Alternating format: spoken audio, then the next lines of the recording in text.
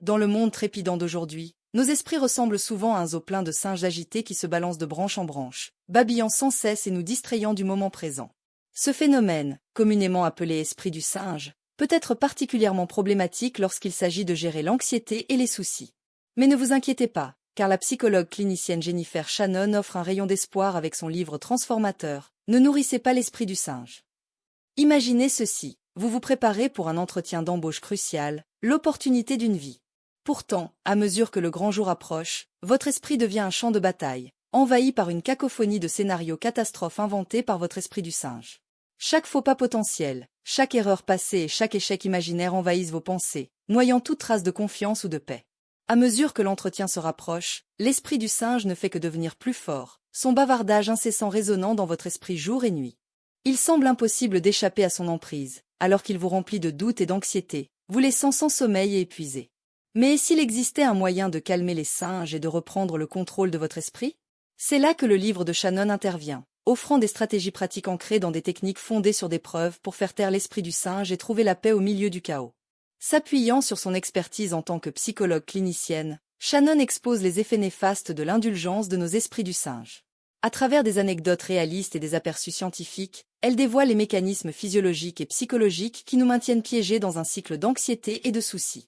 Au cœur de l'approche de Shannon se trouve le concept de la pleine conscience, un outil puissant pour nous ancrer dans le moment présent et nous désengager du bavardage incessant de l'esprit du singe. En cultivant des compétences en pleine conscience, nous apprenons à observer nos pensées sans jugement, créant ainsi un espace de clarté et de calme. De plus, Shannon met en avant l'importance de l'acceptation et de l'engagement dans la gestion de l'anxiété. Plutôt que de résister ou de réprimer nos peurs, elle nous encourage à les reconnaître avec compassion et à avancer avec intention et objectif. Mais peut-être la leçon la plus profonde du livre de Shannon est-elle celle de l'autocompassion.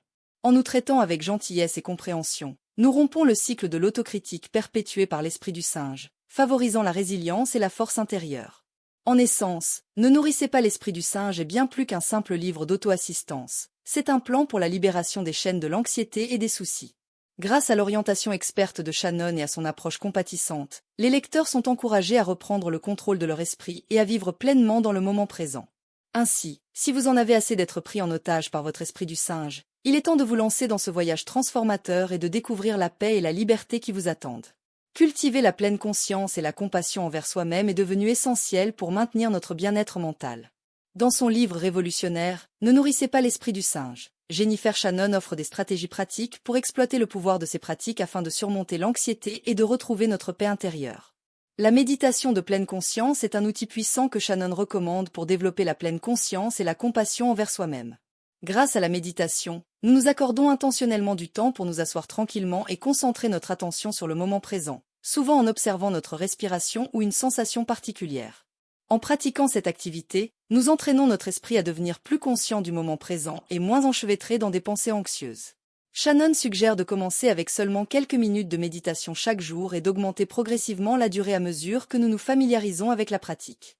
Pendant la méditation, il est courant de remarquer l'émergence de pensées anxieuses. Au lieu d'essayer de les repousser ou de nous juger pour les avoir, Shannon nous encourage à simplement les observer sans attachement ni résistance. En adoptant une attitude de curiosité envers nos pensées, plutôt que de peur, nous créons un espace mental et nous nous en éloignons. Une autre stratégie efficace pour cultiver la pleine conscience est les techniques d'ancrage. L'ancrage consiste à diriger notre attention vers le moment présent en nous concentrant sur nos sens ou les sensations physiques de notre corps. Par exemple, nous pouvons nous engager dans un exercice de pleine conscience où nous prêtons une attention particulière aux sons, aux odeurs et aux sensations autour de nous, où nous concentrons sur la sensation du sol sous nos pieds. En nous ancrant dans le moment présent, nous pouvons détourner notre attention des pensées anxieuses et retrouver un état de calme et de clarté. En plus de la pleine conscience, la compassion envers soi-même joue un rôle crucial dans la gestion de l'anxiété. La compassion envers soi-même consiste à se traiter avec gentillesse et compréhension, notamment en période de difficulté et de détresse. Lorsque nous éprouvons de l'anxiété, il est courant que des pensées autocritiques surgissent. Nous pouvons nous flageller pour ressentir de l'anxiété ou le voir comme un échec personnel. Cependant, la compassion envers soi-même nous encourage à répondre à nos difficultés avec empathie et réconfort. Nous pouvons nous rappeler qu'il est naturel de ressentir de l'anxiété par moments et que nous ne sommes pas seuls dans nos luttes. Pratiquer la compassion envers soi-même consiste également à prendre soin de notre bien-être physique et émotionnel, à nourrir notre corps avec une alimentation saine, à obtenir suffisamment de sommeil et à nous engager dans des activités qui nous apportent joie et détente. Les stratégies tirées de Ne nourrissez pas l'esprit du singe offrent des directives pratiques pour gérer activement l'anxiété dans notre vie quotidienne.